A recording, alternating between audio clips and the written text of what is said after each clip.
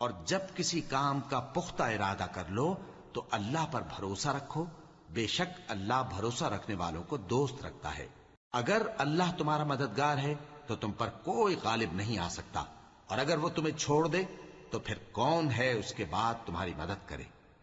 اور مومنوں کو تو چاہیے کہ اللہ ہی پر بھروسہ رکھیں، اور کبھی نہیں ہو سکتا کہ کوئی پیغمبر خیانت کرے، اور خیانت کرنے والوں کو قیامت کے دن خیانت کی ہوئی چیز اللہ کے روبرو لا حاضر کرنی ہوگی،